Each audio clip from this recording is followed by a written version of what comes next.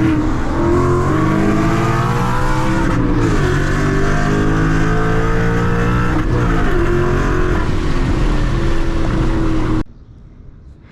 what's up guys? Welcome to the channel. So I know I've talked a lot about my car and sort of just like the parts I put on it, but I figure I've never really done like a walk around video for you guys. So I'm gonna do that today. And I do apologize, my car is super dirty, but yeah, I just want to do a walk around. We're just gonna chat about what parts and things I've done to it. And I know I get a lot of comments about you guys telling me how low my car is, which it is.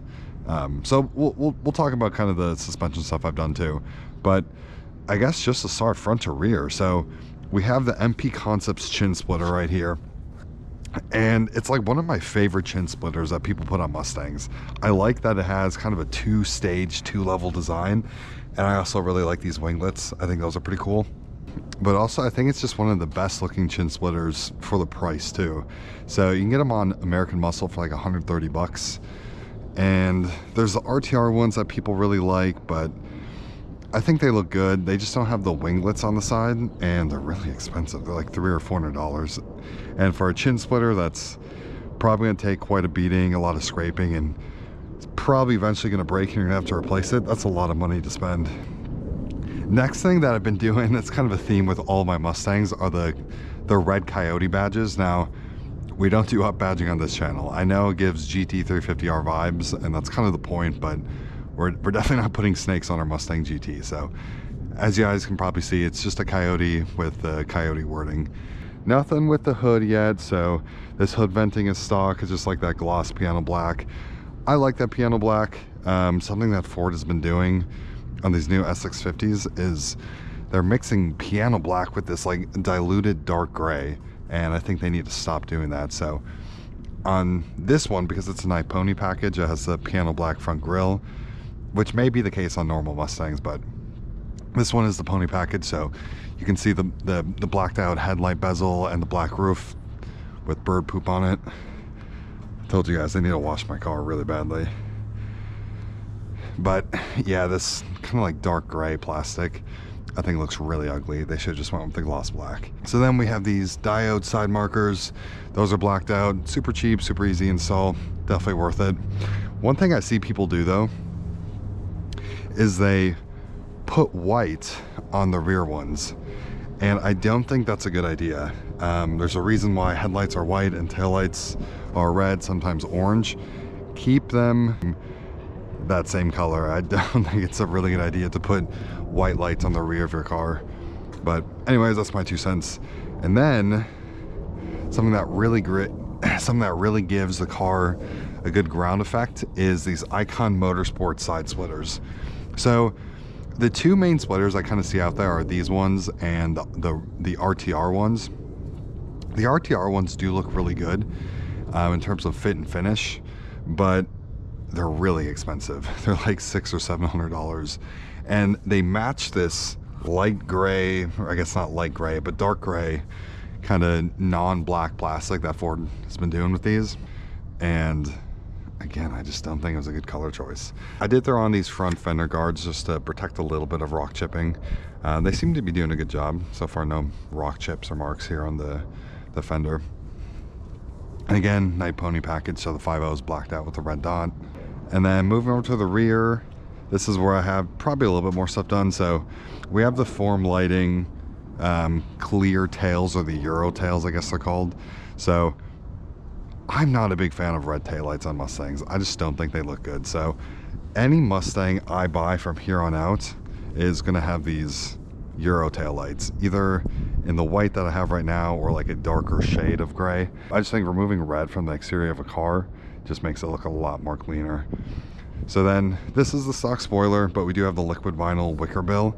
So pretty easy install. There's just rib nuts that you have to put into the actual spoiler itself and then drill the holes and screw them in. It's pretty easy.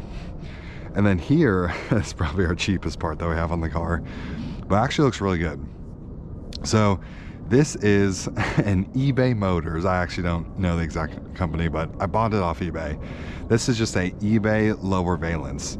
And I think it looks so much better than the stock one. So this one does have these fins that are kind of that kind of reminisce to the S550s, where people would put those lower vortices on their rear valence.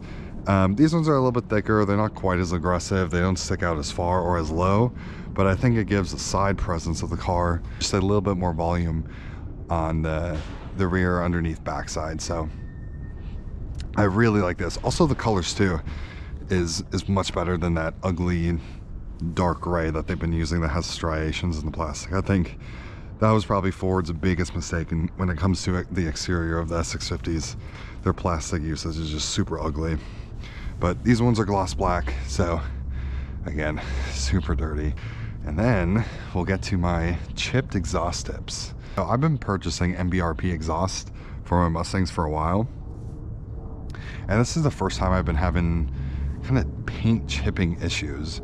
So this is the Armor Black with the blacked out tips, and I think blacked out tips are always a good choice. I think avoiding chrome on any car is always the correct option. But these ones, unfortunately, I have some chips in them, which is kind of annoying me.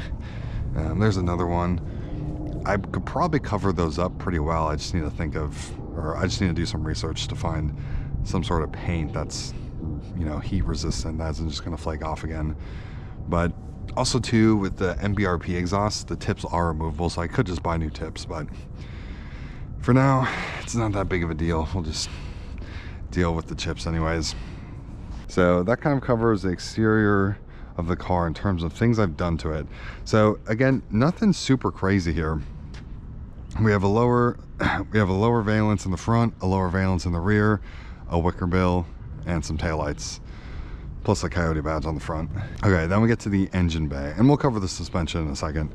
But then to the engine bay, this is kind of where the magic is. So here's a decent look. I mean, typical Whipple setup. I don't have any of the aftermarket air boxes or air piping. They're really only worth it if you're going for looks, and I think at some point I will want to do that, but it's just really expensive to do the carbon fiber intake piping and carbon fiber, you know, air filter boxes. I think they're like $600–700, and that's a lot of money to spend for a visual upgrade that people are rarely ever going to see. But the heart of this, a Generation 4 Coyote, a Generation 6 Stage 2 Whipple supercharger. Here it's positioned perfectly so you guys can see the 3.625 pulley that we have. The Stage 2s come with a 3.75, so I pulleyed it down one step, and that should get me about 1 more pound of boost here. And then I don't know if you guys are going to be able to see them, but I have the stainless power, maybe you guys can see them. I have the stainless power long tube headers with cats, and then we're running an E30 blend as well. So that's what we have going underneath the engine bay. I've never gotten the car dynoed yet, which I'm going to make a video for you guys relatively soon, or just throw it on a dyno and see what kind of power we make. But that's what we got going on underneath the hood.